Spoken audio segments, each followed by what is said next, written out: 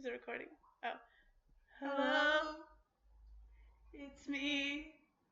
I was wondering if after all these projects that you've seen, you'll go over one more, please. We promise that you'll love it, well, at least hopefully. As seen in the figure, the longest wait times are for the ED nurse assessment, physician assessment, doctor review, and discharge. These are areas of improvement. We will focus on ED nurse assessment and discharge. In the ED nurse assessment process, the waiting time increases due to pending discharge paperwork and miscommunication on room availability. It takes a lot of time before patients even see a nurse when arriving at the ED. Patients experience the longest waiting times during discharge. Because of the current batching method, patients wait upwards of 90 minutes before receiving the paperwork that allows them to leave. In addition to the numerous problems already mentioned, the fact that the wait time is at the very end of the process makes it one of the hardest to bear. Pictured here is the VSM map we created. We used this to find out the full-time equivalent, processing times, cycle times, and utilization for each of the 9 different processes. As you can see, the patient has to wait 91 minutes before being discharged, which contributed to the long total wait time of 317 minutes. That's a lot longer compared to the total processing time of 155 minutes, which is mostly due to the ED nurse assessment step and the doctor assessment step. The long wait and processing times in these steps are why we focus on changing these steps in particular. To create a fishbone diagram, we analyzed the case to find the different components of causes for long wait time, with the main causes found to be staff, communications, methods, and technology. Then we looked deeper to find the roots of these causes. Let's take an in-depth look at the methods cause of wait time. First, we pointed out their methods of drawing blood from all patients, even though it is only needed from 10%, is wasting time that could be put towards other patients. Next, we saw the methodology of having a triage nurse, ED nurse, and physician all complete history and physical as extremely repetitive. We thought this could be a large cause of unneeded wait time. Finally, with no computers in the rooms, the staff members have to walk in and out of the rooms to document or look up info. Part B.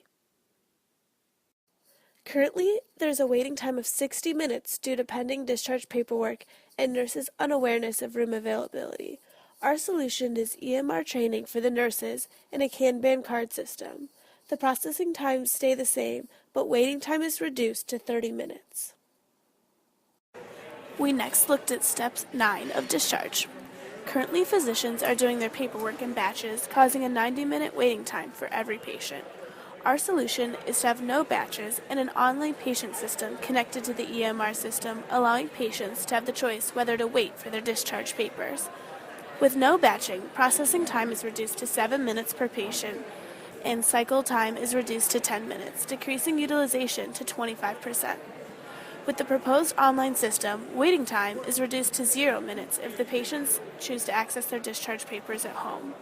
These improved discharge processes also affect the waiting time of Step 3. In order to improve the ED nurse assessment step, we want to introduce the Kanban card system. We suggest creating a card system that will give the status of the room by the color of the card displayed. A red card represents that the room is not in use but still needs to be sanitized. A yellow card represents the room being used currently, and a green card means that the room is clean and ready for use, as shown. These cards will be utilized by the staff that take part in assessing patients and cleaning rooms. This will streamline the process without the need for constant communication between the parties. When looking at our suggestions, we evaluated them with 3 questions: acceptability, feasibility, and vulnerability. The largest impact of training the staff on the EMR will be an increase in the quality of service. We hope with a better understanding of the system, the nurses will be able to focus more on their patients and less on their computer screens. Also, by streamlining the process, nurses will be able to see more patients each day. We decided to run 3 5-hour training sessions from which every nurse must choose one to attend. This means the hospital will have to cover 5 hours of wages for each nurse with an estimate of 15 total nurses. We also have to account for the trainer, who we will have to hire for all 3 sessions, coming out to a total of 15 hours. In total, we will pay €829.80 to cover the nurses' salaries and €375 to cover the trainer's salary, making an overall cost of €1,244.80. Finally, we looked at the vulnerability. Although we think training could have a large impact on the emergency room process, we understand things might not go exactly as planned. One of the biggest vulnerabilities is the nurses not taking any value from the training. Without the right attitude, nurses could disregard training and choose not to let it impact their work. Another vulnerability will be the public's judgment. People may question whether technology training is the right area to allocate money towards. We also recommended the installation of a Kanban card system, which uses simple cards to show if a room is clean or available with the color of the card placed outside the room. Time is money, and with a wait time reduction from 60 to 30 minutes, more patients can be seen within the same window of time. Operationally, things will move a lot smoother when cutting out the need to randomly check rooms to see if they are clean, with the ability to just glance outside the door to see the room status. This is an extremely low-cost endeavor, with an estimate of only €150 that has benefits far outweighing the cost.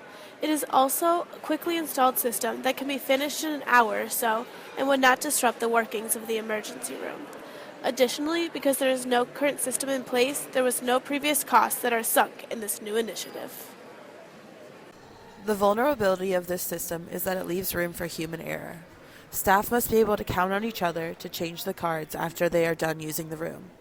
This accounts for both medical and janitorial staff. If one person does not use the system, it fails altogether. Currently, this step of the process is one of the longest and is all the way at the end of the patient's visit. We find it critical to cut back on this waiting time by giving patients the option to access their discharge paperwork and prescriptions virtually rather than waiting for their paperwork to be finished in extensive batches. This type of system, one that collects and sends out highly sensitive information, would be one of our most expensive adjustments. We would have to consider patient information security as well as ensure the technology is compatible with our current system. Consulting websites such as HIPAA's, we estimate it to be a minimum of €2,000 a month. However, we believe it will make a dramatic difference in the amount of time needed per patient and therefore allow for more patients to come through our hospital. The vulnerability of this system is that we are not physically handing the information to our patients, and therefore there is some risk that the patient will not receive the information in time or at all, and we are liable for their health. There is also a risk of being hacked into and information could be compromised, in which case we would be susceptible to lawsuits. Thank you for listening and have a great summer.